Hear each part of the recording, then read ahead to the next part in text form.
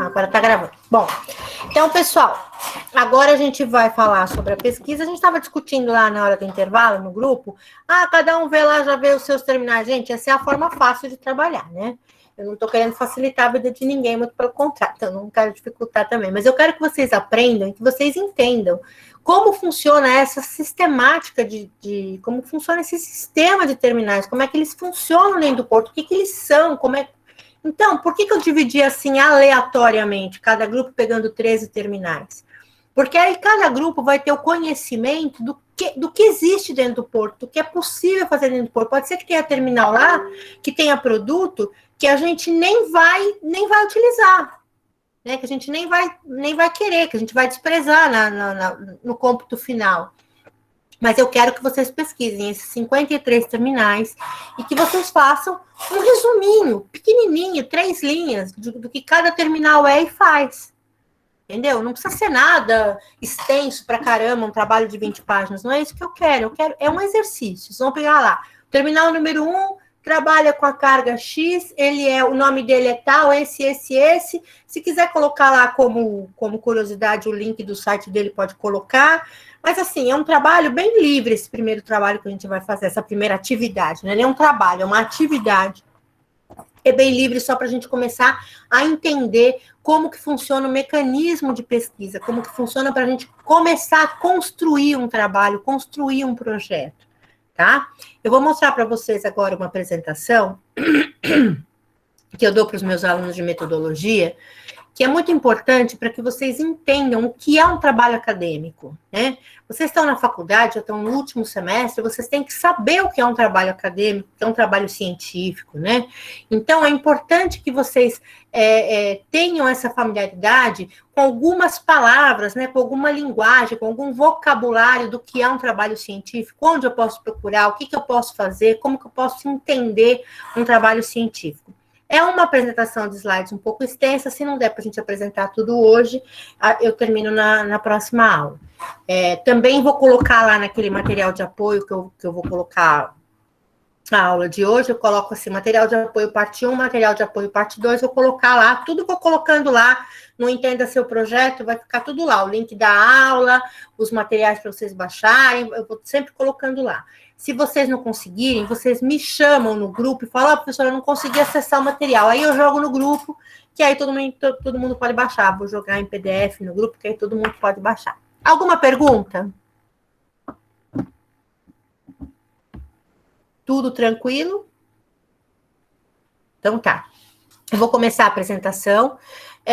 Se alguém quiser me fazer alguma pergunta, é só me chamar.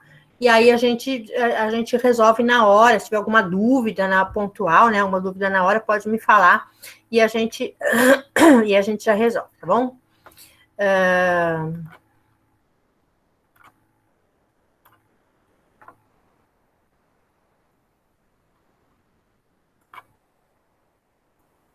Tá aparecendo aí para vocês? Manual de normas para elaboração de trabalhos científicos, tá aparecendo? Sim, tá aparecendo. Tá bom. Então vamos começar. Então a gente vai começar vendo o que é um trabalho científico na era da informática. Por que eu chamo de era da informática? Porque o mundo não começou hoje, né? O mundo começou e já se fazia ciência, já se fazia pesquisa no tempo que não tinha computador, que não tinha internet, que só tinha biblioteca física, né? Que só tinha máquina de escrever, né? Então a gente tem que entender que a gente hoje está numa outra era, né? A gente está numa era onde as coisas são diferentes e o trabalho científico e o trabalho de pesquisa passa a ser um pouco diferente do que era feito aí há 30 anos, que se fazia um trabalho mais sofrido, vamos dizer assim, né? Imagina fazer um TCC ou fazer um artigo científico na máquina de escrever, seguindo todas as normas que a BNT determina, que a gente vai ver numa aula posterior o que é a BNT e o que são normas da BNT. Então, devia ser complicadíssimo, né? Eu cheguei a pegar a máquina de escrever, mas não fiz nenhum trabalho acadêmico em máquina de escrever, né? Nenhum tipo desse trabalho. Quando eu fui fazer TCC e etc., eu já tinha, graças a Deus, o santo Word que fazia toda essa formatação para mim. Então, quais são os tipos de trabalho que a gente pode encontrar, né? São trabalhos de síntese, resenhas críticas, trabalhos de divulgação científica, relatórios e informes científicos, Trabalhos monográficos ou acadêmicos são chamados os TCCs, né, os trabalhos de conclusão de curso. Paper, que são os artigos acadêmicos, que na linguagem internacional eles chamam de paper. Né? Esses trabalhos são tipos de trabalhos científicos, tipos de trabalhos que a gente faz na academia. O que é academia? É a faculdade, né? É o curso superior. Então, chama-se trabalho acadêmico, porque o curso superior chama-se academia. Né? Então, quando a gente fala, o cara é um acadêmico, é porque ele estuda, ou porque ele trabalha em ensino superior, né? Que a gente chama também de terceiro grau. Esses trabalhos são os trabalhos que a gente pode encontrar, né? Que a gente pode pedir para um aluno de graduação. Né? Então, são trabalhos de síntese, né? Então, vou pegar um livro, vou pegar um artigo mesmo, fazer uma síntese, fazer um resumo, fazer uma resenha crítica. O que é uma resenha crítica? É um resumo onde eu coloco a minha opinião, eu faço a minha crítica. Então, eu faço, além de fazer um resumo de um livro, de um artigo, de um conto, eu faço também uma crítica, onde eu dou a minha opinião, onde eu posso opinar, né? Trabalho de divulgação científica, né? Então, eu estou fazendo lá, eu estou estudando a vacina da Covid, né? Então, eu vou fazer alguns artigos que vão divulgar esse meu estudo, né? Que vão divulgar o que eu estou fazendo, com algumas informações sobre a minha pesquisa, né? Relatórios e informes científicos também são parecidos, mas são relatórios. Eu vou relatar passo a passo do que eu já fiz. Um relatório, gente, é sempre algo que eu já fiz, um passo a passo do que eu já fiz. Então, é um prestar contas, vamos dizer assim. Um relatório é onde eu presto contas para a pessoa. Então, eu fiz um trabalho, agora eu vou fazer um relatório desse trabalho. Um relatório é o quê? É prestar conta do que eu fiz. Entrei no site tal, pesquisei tal coisa, achei que isso, aquilo é aquilo, né? E falar isso. Trabalho monográfico ou TCC, né? São trabalhos mais extensos, com um tema, um desenvolvimento todo específico, e o paper, que é o artigo acadêmico, que são artigos mais enxutos, né, são trabalhos mais enxutos sobre um tema também, mas geralmente com 12, 15 páginas, alguns congressos pedem até 18, mas estourando 18 páginas, tá, gente? Um paper, um artigo científico nunca tem mais do que 15 páginas. Bom, como é que eu vou escolher meu tema? O que eu devo falar? Será que eu tenho condições de falar sobre um tema assim tão complexo? Onde eu encontrarei informações sobre esse assunto? Então, são todas perguntas que a gente deve se fazer quando a gente vai escolher o nosso tema, né? Então, antes eu escolher um tema, porque assim, eu dou um tema geral, o tema específico que você vai escolher para o seu trabalho, para a sua dissertação ou para o seu artigo acadêmico, você tem que se sentir à vontade com esse tema. Então, você vai ver se você vai ter condições de falar sobre aquilo, você vai ver se você tem informações suficientes para falar sobre aquilo. Então, tudo isso tem que ser minuciosamente detalhado antes da escolha do meu tema. No caso de vocês não estão escolhendo nenhum tema, porque eu já determinei qual é o tema de cada um. Então, vocês não têm essa escolha de tema. Mas, geralmente, para um artigo científico, vocês têm. Então, como é que eu vou fazer a minha delimitação? Eu tenho que ter um foco, né? Porque quando eu pego um assunto, se eu começar a falar demais, né? Se eu começar a viajar muito em cima de um assunto, o que eu acabo fazendo? Eu acabo me perdendo.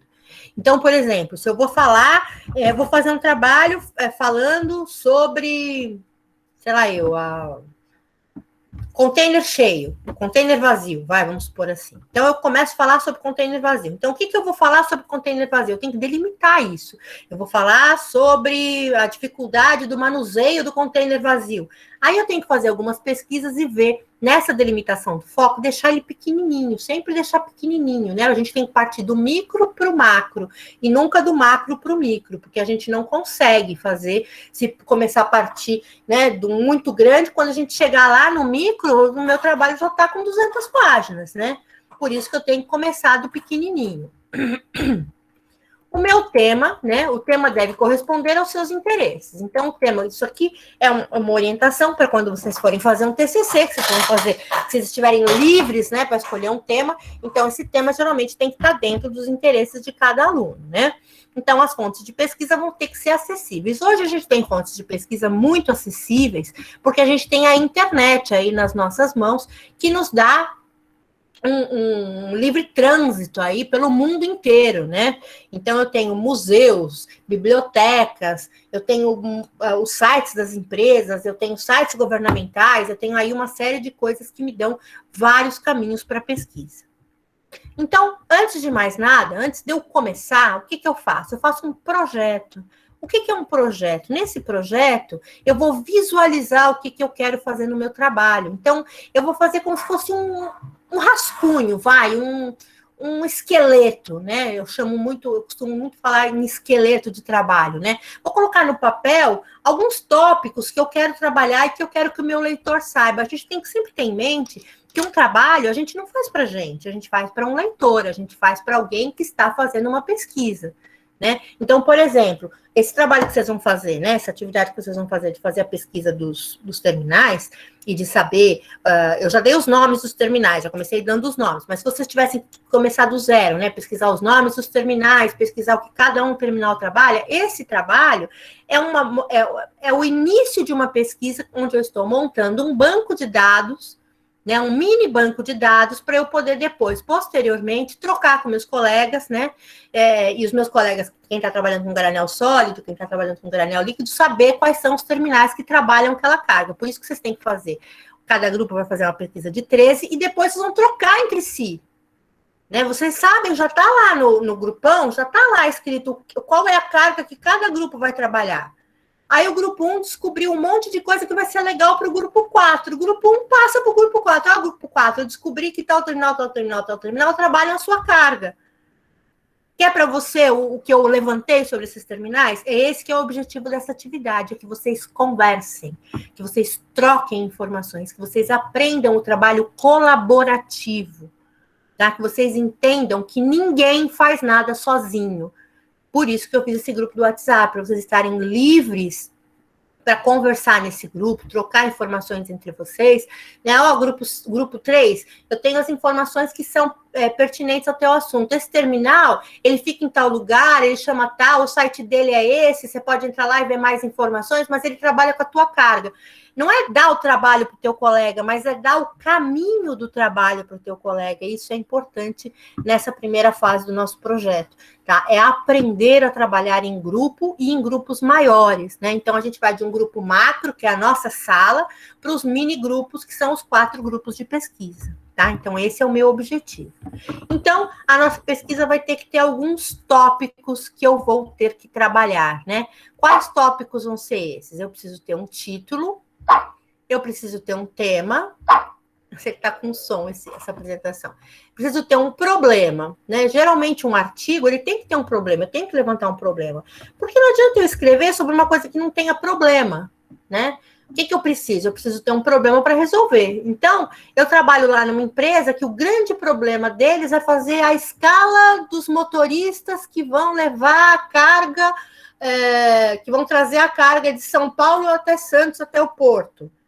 Então, eu vou falar sobre esse problema e vou pesquisar o que pode melhorar esse problema. Eu vou ter que ter objetivos, né? Qual é o objetivo de falar sobre isso? O objetivo de falar sobre isso é que para o leitor vai ser importante ele entender que a escala dos motoristas ou que a carga que cada um motorista vai levar é importante para a empresa, para o desenvolvimento da empresa, enfim, eu tenho que ter um objetivo a ser respondido.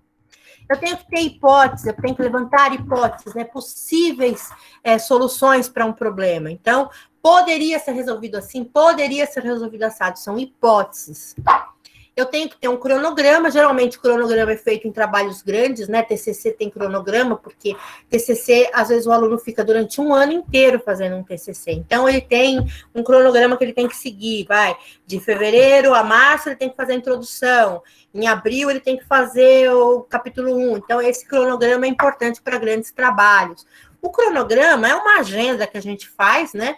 Colocando quais são as nossas tarefas e em que tempo que eu posso resolver essas tarefas. E tem que ter a bibliografia, antigamente se chamava bibliografia, hoje se chama apenas referências, que são todos os materiais que eu levantei, né? Então, eu levantei sites, eu levantei livros, eu li artigos, eu li revistas, né? Eu vi uma série de materiais diferentes, assisti um filme, né? Eu vi um documentário. Então, isso tudo vai ter que estar relacionado nas minhas referências no final do meu trabalho. E para eu ter tudo isso nas minhas referências, eu tenho que fazer o quê? Eu tenho que ir anotando cada coisa que eu pesquisei. Então, a pesquisa científica, ela vai ser, né, por onde eu devo começar, né, para obter as informações bibliográficas em bibliotecas ou mesmo na web, ou talvez também consultar um professor especialista, né? Eu tenho lá um professor que trabalha a especialidade dele é justamente falar sobre, sei lá, sobre a praticagem. Eu estou fazendo um trabalho sobre praticagem, eu sei que esse professor já fez um trabalho sobre praticagem. O que eu vou fazer? Eu vou procurar esse professor, vou pedir para ele me indicar material, né? Esse professor pode ser um ponto de partida. Ou mesmo, eu vou consultar lá no Google, vou consultar em outras fontes de pesquisa, né? Em grandes bibliotecas existe o bibliotecário, né? O bibliotecário é um cara que tem conhecimento de todo o material que ele pode fornecer, que ele pode dar para o aluno, né? Que ele pode indicar para o aluno para que esse aluno faça uma pesquisa.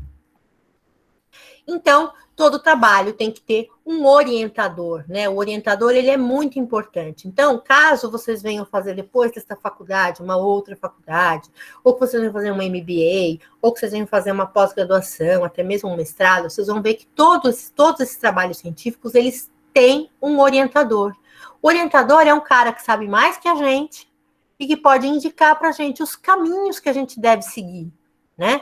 Então, a participação do orientador é fundamental para qualquer tipo de trabalho. O orientador é o cara que vai me dar o caminho das pedras, é o cara que vai dizer se eu estou indo pelo lado certo ou pelo lado errado. No caso dos nossos projetos, quem é o orientador de vocês? Sou eu. Eu sou orientadora de vocês todos.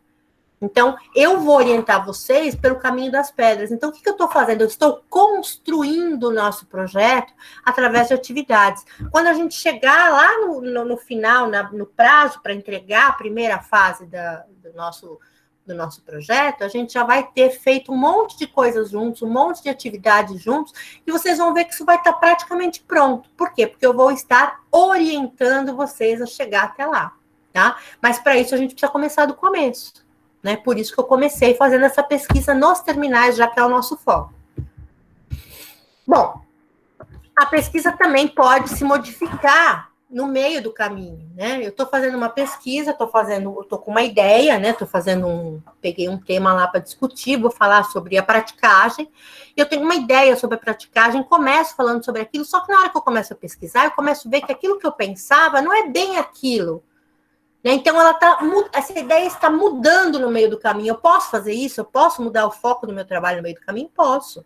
Né? Isso não é proibido. Né? Eu pensei que era uma coisa, mas é outra, então eu vou mudar aquela condução do trabalho. É claro que a gente tem que estar sempre em comunicação com o nosso orientador. Falar, professor, eu queria falar sobre X, mas eu descobri que X não é bem assim. X está mais para Y do que para X. O que você acha da gente mudar o foco para cá ou para lá? E esse orientador vai dizer para vocês quais são as possibilidades, né? E como que eu vou poder reagir com essa mudança. Então, você tem que estar pronto para saber que toda vez que você precisar alterar alguma coisa, você vai estar pronto para alterar. Você vai estar pronto para fazer isso, tá? Então, o aluno ele tem que estar ciente, né? Então, por exemplo, vocês chegaram para a aula de hoje com uma ideia. Era ideia de estar cada grupo está trabalhando no seu terminal, cada grupo está trabalhando na sua carga, e eu modifiquei a ideia de vocês. Já falei, não é nada, não é isso que eu quero para a primeira atividade. A primeira atividade que eu quero é que todos os grupos trabalhem com todos os terminais, e depois a gente vai separar isso. Não importa que naquela lista de terminais que eu dei para vocês não tenha nenhum daqueles que tem a minha carga do meu grupo. Não importa. Eu quero que vocês pesquisem grupo 1 do 1 ao 13, grupo 2 do 14 ao 26, e assim sucessivamente. Então, para que vocês... Eu mudei essa ideia de vocês. Eu mudei o foco que vocês achavam que tinham para pesquisa. Porque o que eu estou fazendo? Eu estou orientando dentro daquele caminho que eu quero que vocês percorram. Porque eu sei o caminho, qual é o início, qual é o meio, qual é o final. Eu sei onde é o fim, eu sei onde ele vai chegar. Vocês ainda não sabem muito bem, mas eu sei onde eu quero chegar com vocês. Por isso que eu estou conduzindo a pesquisa de vocês. E aí a gente tem alguns tipos de pesquisa, que são as pesquisas online e as pesquisas offline, né? Então, eu tenho as pesquisas online na internet, né, que é o que a gente mais utiliza hoje em dia, né? E as pesquisas que estão offline, que a gente já não utiliza tanto, que estão dentro dos materiais impressos ou que estão digitalizados, documentos, né? Livros, artigos impressos, né? Livros didáticos, coisas que estão impressas, mas que não estão ainda disponibilizadas no meio online. É importante que todo trabalho, quando a gente vai fazer um trabalho, que a gente tenha algum livro base como pesquisa, né? Vocês percebem que lá no plano de aula de vocês, tem lá uma bibliografia básica, que são livros, né? Então, geralmente, uma bibliografia básica é um livro de renome, é um livro de autoconhecimento, e é claro que é muito importante trabalhar também artigos científicos. Onde eu vou achar artigos científicos? No Google Acadêmico. Existe um Google que se chama Google Acadêmico. Digita lá no Google normal, Google Acadêmico, ele vai te jogar para um outro Google, que é um Google onde só tem trabalhos acadêmicos.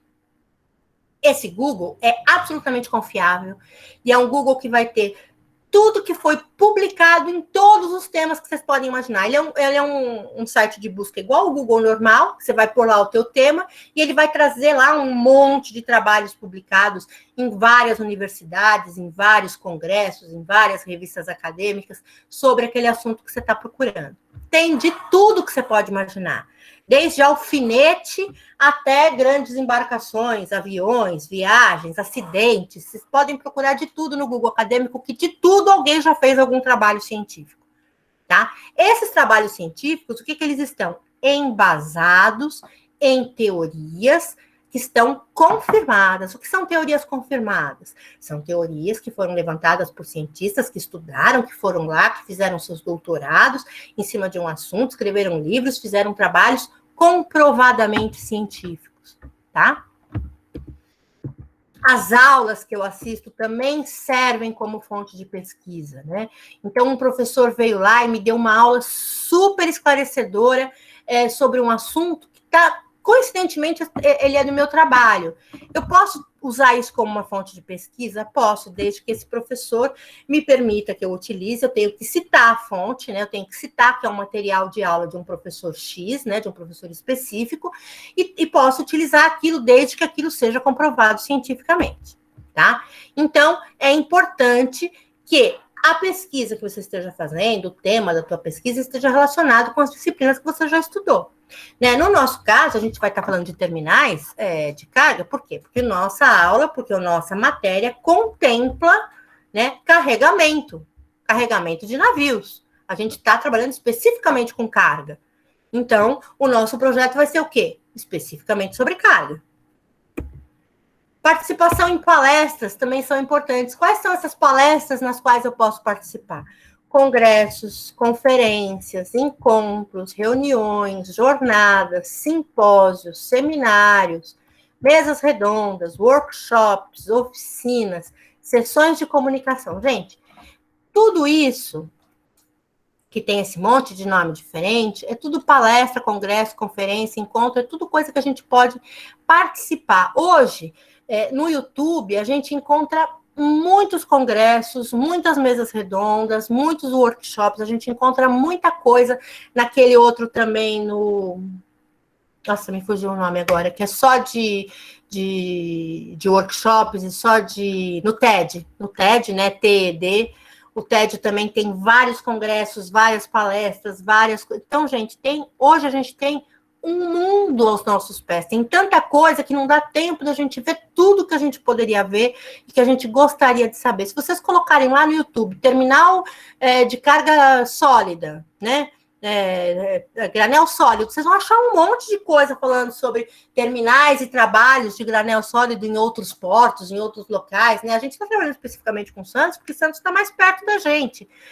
Mas existem aí terminais pelo mundo inteiro, né? Então, vocês vão achar vários vídeos, várias explicações, vocês vão achar muita coisa no YouTube. Hoje, o YouTube é um dos grandes aliados, né? Aliás, eu fiz um artigo ano passado falando sobre a importância. Eu fiz um ano passado sobre a importância do YouTube, e esse ano eu fiz um artigo falando sobre a importância do WhatsApp, né? na educação, né? Eu faço parte de um grupo de pesquisa de Paulo Freire, e a gente estava falando, e eu fiz esses 2 artigos, um falando sobre a importância do YouTube, e outro falando sobre a importância do WhatsApp nas comunicações, nas pesquisas, né? Nas aulas, nas práticas. Hoje é muito importante a gente usar essas comunicações rápidas, né? Essas comunicações rápidas são muito importantes. E a gente também, tudo isso tem material escrito ou mesmo online, né? Muitos deles, se você colocar lá, eu soube de um congresso, eu soube que tem um congresso, todo ano tem um congresso de gestão portuária no Maranhão. Se vocês colocarem lá, Congresso de Gestão Portuária Maranhão, vocês vão achar um monte de material, vocês vão achar um monte de vídeo, né, de gente que palestrou nesse encontro. Eu estive no ano passado? No ano retrasado. São várias coisas da área da gestão portuária que são bem bacanas, são bem interessantes. Vocês vão encontrar muita coisa já nessas palestras, no YouTube, de graça, gente. Vocês não precisam pagar nada para ver. Para participar de um congresso, precisa pagar? Precisa. Mas no YouTube é de graça, né? E vocês podem ter o mesmo conhecimento de alguém que foi para lá, pagou e etc. e tal. Pesquisa experimental em laboratório também é feito, coisas são feitas em laboratório, principalmente na área biomédica, né, na área da biologia, né, essas coisas são todas feitas em laboratório, tem experimentos, né. Então, a gente tem aqui na Unisanta, em Santos, a gente tem o maior laboratório de ecotoxicologia do Brasil, né, que trabalha com tudo aquilo que é contaminante, né, com tudo aquilo que é. Então, tem várias pesquisas de vários portos que vêm fazer aqui na Unisantos, no Unisanta, procurando respostas sobre contaminantes nos portos, contaminantes nos terminais, etc. e tal. Então, essas pesquisas de laboratório também colaboram muito, né? E esses resultados também podem ser colocados num trabalho. Eu não preciso ir para um laboratório experimentar alguma coisa. Eu posso pegar a experiência de alguém, citar no meu trabalho, claro, citando a fonte sempre. É fundamental que a gente cite o dono da ideia tem que estar sempre citado, né? O Zé ficou lá trabalhando 20 anos num negócio, eu vou lá, pego a ideia dele, coloco no meu trabalho e nem coloco o nome dele. Isso não é justo, né? A propriedade intelectual, ela é muito importante, né? A gente tem que respeitar a propriedade intelectual e tem que estar sempre citando quem é o dono da ideia. Mas eu escrevi com as minhas palavras, não me interessa. Você pegou a ideia do fulano, só mudou as palavras, mas a ideia é dele, a pesquisa é dele, a descoberta é dele. Então, eu vou chamar a lâmpada agora de, sei lá, o farolete. Mas o meu não é lâmpada, o meu eu descobri o farolete, eu não descobri a lâmpada. Eu não posso fazer isso, né, gente? Eu não posso simplesmente mudar as palavras, mudar o nome de alguma coisa e dizer que a ideia é minha. A ideia tem dono, né? A ideia principal, a ideia que foi a fonte de tudo, ela tem um dono, ela tem uma pessoa que foi o proprietário intelectual daquilo. Então, esse proprietário intelectual tem que estar sempre citado, tem que estar sempre. Então, toda vez que eu achar um material na internet, eu tenho que colocar de acordo com o site X, de acordo com a empresa Y, eu tenho que colocar, né, o dono da ideia, eu tenho que colocar quem colocou aquilo. Então, se eu pego um jornal, pego uma matéria de jornal que está lá assinada, quem escreveu foi o Marcelo Bueno, então eu tenho que colocar de acordo com o Marcelo Bueno em matéria para o G1, né? E depois eu tenho que colocar as referências, G1, Marcelo Bueno, matéria tal, onde eu posso encontrar, onde meu leitor vai encontrar essa matéria, tá? Isso tudo eu vou ensinar detalhadamente para vocês. Posso fazer pesquisa de campo? Posso. Por exemplo, o meu trabalho de mestrado foi uma pesquisa de campo, né? Eu fui até uma aldeia de pescadores lá em Ubatuba e fiz lá uma pesquisa de campo com eles sobre o que eu queria pesquisar. Então, o que é uma pesquisa de campo? É a construção de um modelo da realidade. Eu vou lá no local, né? Eu quero saber como vivem os pescadores de Ubatuba num local chamado Puruba. Eu vou me contentar com o que eu leio? Não quero. Eu quero ir lá e falar com eles. Então, isso é uma pesquisa de campo. Eu estou fazendo com isso uma pesquisa de campo.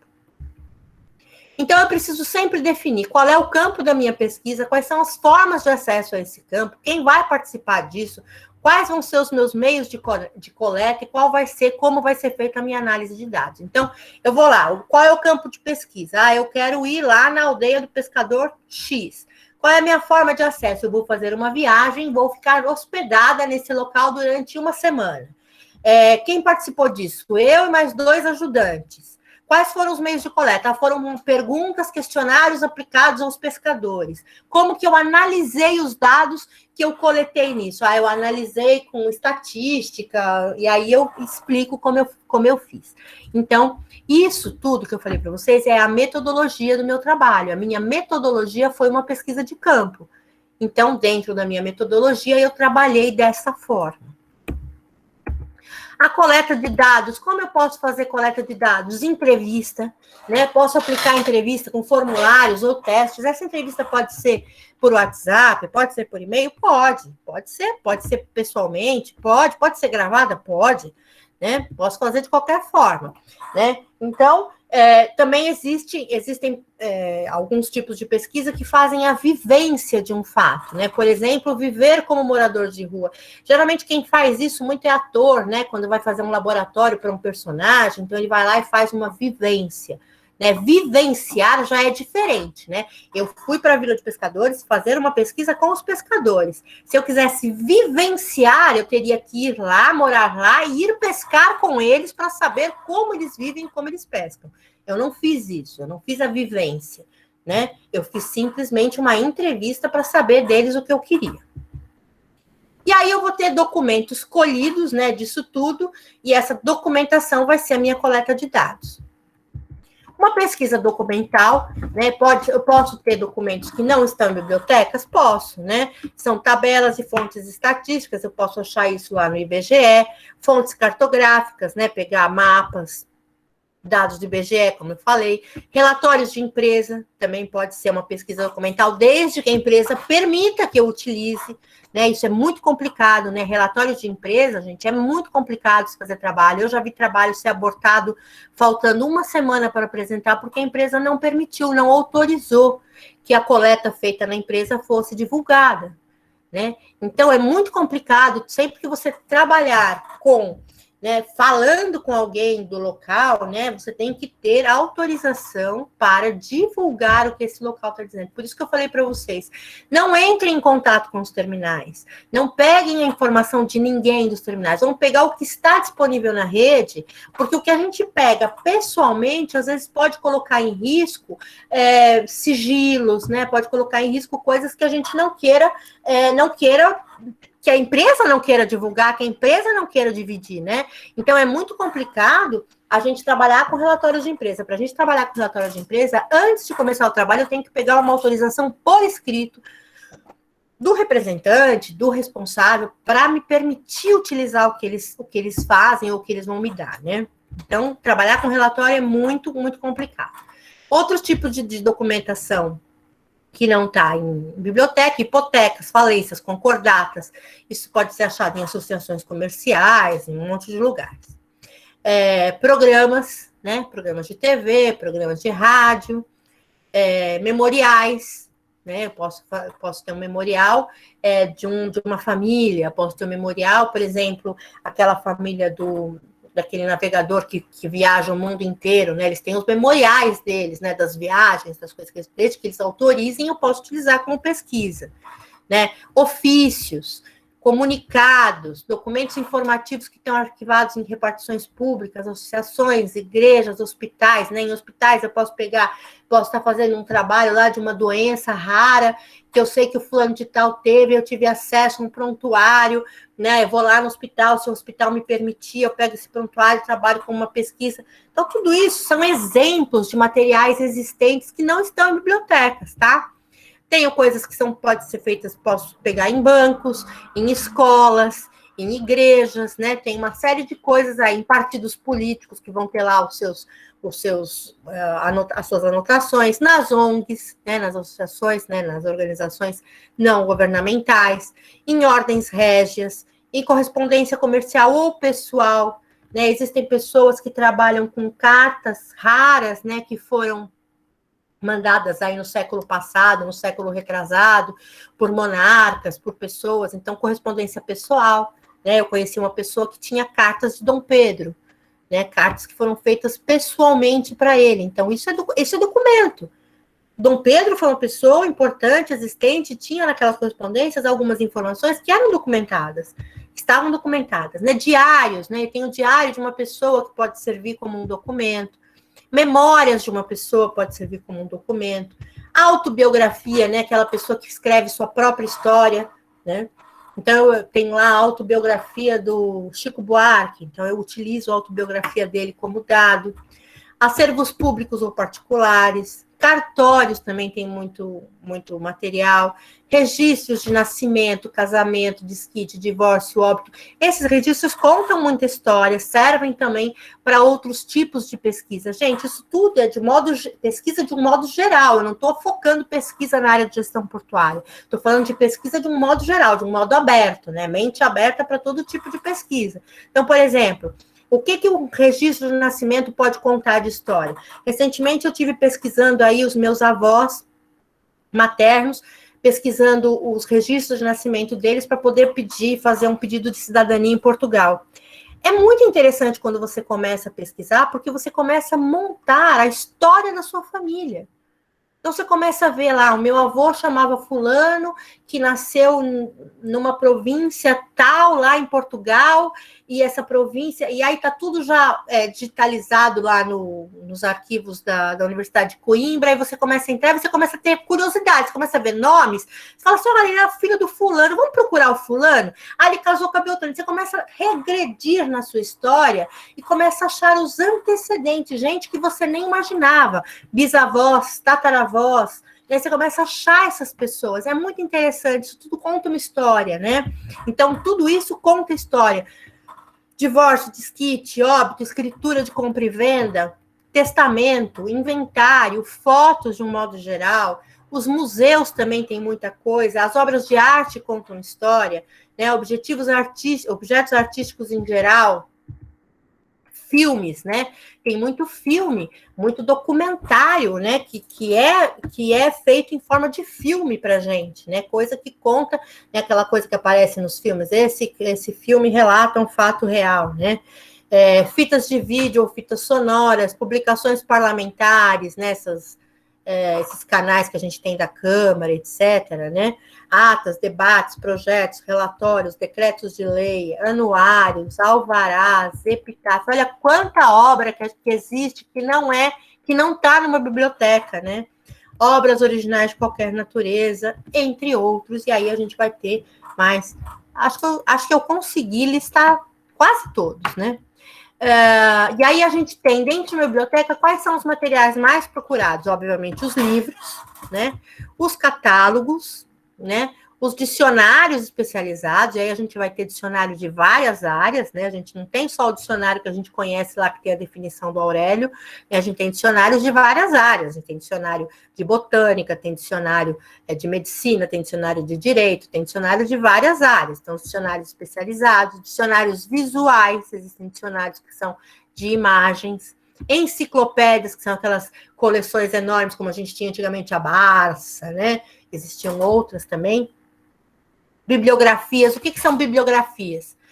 Bibliografia, gente, é um canal maravilhoso, porque eu pego um trabalho, um artigo já pronto, né, da área que eu estou pesquisando, vamos dizer, estou pesquisando rebocadores. Aí eu pego um artigo sobre rebocadores. Qual é a primeira coisa que eu faço quando eu pego esse trabalho? Eu vou lá no final do trabalho para ver as referências que o cara utilizou, porque às vezes tem lá fontes de pesquisa que o cara não esgotou e eu posso pesquisar mais. Então, as bibliografias são muito importantes também para a gente achar coisas para a nossa pesquisa, né? Os abstracts, que são os resumos iniciais dos trabalhos, né? Os índices de uma forma geral, índice de bancos de dados, de periódicos, os atlas, né? Atlas que tem os mapas, os almanaques, anuários, fontes de dados estatísticos, como a gente viu esse mensário aí que tem aí no Porto de Santo, esses fontes de dados estatísticos, quase todos hoje já estão digitalizados, né, já estão na internet, e entre vários outros. A gente tem alguns materiais que são ignorados, que são os periódicos, né, que são os jornais e revistas, material audiovisual, teses e dissertações. Gente, tese e dissertação geralmente é ignorado em biblioteca, mas são muito importantes, tem muita informação, principalmente nas referências. As referências é onde estão os dados, onde ele usou para começar a pesquisa dele, a gente pode usar o mesmo caminho. Então, as referências de trabalhos já feitos são muito importantes. né? E as teses e dissertações? Então, por exemplo, você vai na biblioteca da Unisantos, você vai ter todas as teses, dissertações, TCCs feitos na Unisantos, que às vezes não estão na internet, que às vezes só estão lá na biblioteca. Pareceres de processo, no caso do direito, textos menos formais, documentos mimeografados. Acho que vocês nem sabem o que é um mimeógrafo aqui, né? Mas mimeógrafo é um equipamento ali do século passado, né? Onde se faziam as cópias, né? Eram feitos com estêncil, cheirava álcool, era uma coisa absurda, que se fazia cópias, né? Você rodava, era um cilindro onde você punha uma matriz e ia rodando as páginas e copiando para as páginas. Empréstimos interbibliotecas, né? Então, por exemplo, algumas bibliotecas têm convênios entre si, né? Então, eu vou lá na biblioteca da Unimes e eu quero um livro que tem na biblioteca do Santa. A Unimes pode entrar em contato com a biblioteca do Santa Cecília e pedir emprestado um livro que eles não têm. Isso é um empréstimo interbibliotecas, isso acontece. Não é muito comum porque é bem burocrático, mas isso acontece e isso existe. Documentação digitalizada, né? Então, são todos os documentos que eu vou encontrar em forma digital. Enciclopédias eletrônicas, DVD, online, catálogos, bancos de dados, periódicos, tudo que está lá de forma digital, né? Então, são todas documentações digitalizadas. A pesquisa na internet. Tudo que você quiser saber, você encontra na internet. Mas é importante que a gente entenda que também na internet existem materiais que não são confiáveis, que não estão completos, que não têm boa qualidade, que não tem referência, que está chutado. Então, por exemplo, o que é absolutamente discriminado na pesquisa científica? Wikipédia, ou Wikipedia, né, como muitos chamam. Por que é discriminado? Porque a Wikipedia, tudo que é wiki, é feito pelo próprio leitor, pelo próprio usuário. Então, isso não tem reconhecimento científico. Então, se você fizer um trabalho, colocar lá nas suas referências Wikipedia, o avaliador já vai torcer o nariz para o seu trabalho, já vai falar assim, esse cara aqui, ele se baseia no que está na Wikipedia, ele é um pesquisador raso. Ele não é um pesquisador bom. Um bom pesquisador não olha o Wikipedia. Bom pesquisador vai no Google acadêmico, né? Vai nas plataformas de artigos, né? Então, é muito, muito importante que vocês entendam que tudo que a gente quer está na internet, mas que a gente tem que saber o que é bom e o que é ruim. A gente tem que saber se o que a gente está pesquisando é confiável. E como é que a gente sabe disso? A gente sabe disso vendo quem é que se responsabiliza pelo site, né? Se ele for um site governamental, ele tem mais importância, se ele é um GovBR, ele é um site que vai ter certo peso na academia, né? Se tem as credenciais do autor, né? Se o autor é um pesquisador, se ele é um professor, se ele é um cara, se é um acadêmico, né? Isso é importante, então vai ser bom o trabalho dele, se você perceber que no final do que ele escreve tem lá referências de onde ele pegou as informações, né? Se tem a data da publicação. Então, por exemplo, eu estou em 2021, eu quero construir um gráfico, eu não posso pegar dados de 2000. Se passaram 21 anos, em 21 anos muita coisa mudou. Se eu pegar dados de 2000, são dados defasados. Então, eu tenho que ter coisas de, no máximo, 5 anos. Eu tenho que ter dados em pesquisa que tenham, no máximo, 5 anos. As referências, né, são muito importantes, né? Tem que ter referência de tudo que foi utilizado no trabalho de pesquisa. E o site, se um site tem um patrocinador, geralmente esse site é mais confiável e tem mais credibilidade, porque ninguém patrocinaria um site furado, um site que dá informações erradas. E hoje, na onda do fake news, a gente tem que tomar muito cuidado com tudo que a gente pesquisa e com tudo que a gente pega. Então, aí eu peguei aqui as abreviações que a gente tem na internet, né? O ponto .edu é educacional, o ponto .com é comercial da internet, o ponto .gov é governamental, ponto .mil é militar, ponto .org é organização em geral, geralmente não governamental, ponto .net é uma rede, né? Network. E eu acho que eu vou parar hoje por aqui, né? Porque a gente já está terminando a aula. Então, a gente parou aí no 25, né, no slide 25, sei lá, pronto. E eu já dei informação pra caramba por hoje para vocês, né? Já dei bastante coisa para vocês pensarem. Alguém tem alguma dúvida? Alguém quer fazer alguma pergunta? sobre isso que a gente viu agora? Vocês acharam bom? Acharam enriquecedor? Acharam que vai ajudar nas pesquisas? Achei enriquecedor, sim. Teve bastante informação, bastante enriquecedor, sim. Então tá, gente. Isso é um trabalho que eu fiz para os meus alunos de metodologia. Eu sou professora de metodologia da pesquisa também. E eu imaginei que para os projetos de vocês, né, não só para o meu, como das outras disciplinas, vocês vão precisar de ter uma base, né, um embasamento teórico. Eu vou pôr a aula no portal assim que eu receber. Quando eu termino a aula, o Google demora um tempinho para me mandar essa aula. Essa aula vem para minha área no Google, né? E aí eu pego essa gravação e disponibilizo lá no portal para vocês. Então, eu acredito que amanhã deve estar lá. A primeira parte já deve estar saindo, a primeira parte da aula, e a segunda, eles demoram 1 hora, 2 horas depois que eu termino a aula para eles processarem e me mandarem. Mas eu já vou fazer esse material que eu usei. Já vou fazer um PDF desses 2 materiais, já vou colocar lá para vocês poderem ver, tanto esse agora de pesquisa, como o anterior da primeira parte da aula, e já vou disponibilizar lá para vocês poderem ter esse material, tá? Alguém tem alguma pergunta? Alguém ficou com alguma dúvida? Eu falo pra caramba, né, gente?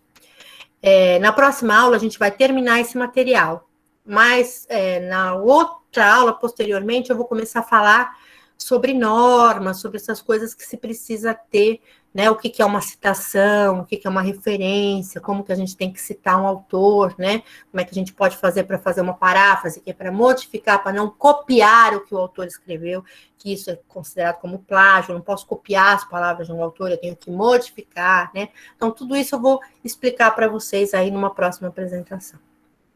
Alguém quer falar alguma coisa?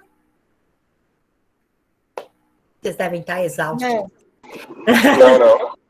Vocês devem estar exaustos. Gente, vou deixar vocês descansarem, tá? E qualquer coisa vocês me chamam lá no grupo e eu ajudo vocês, tá legal? Tá ótimo, professora. Beleza, professora. Boa semana para vocês, um beijão em todos. Tchau, professora. Obrigada. Boa noite. Normalmente, Tchau. boa noite.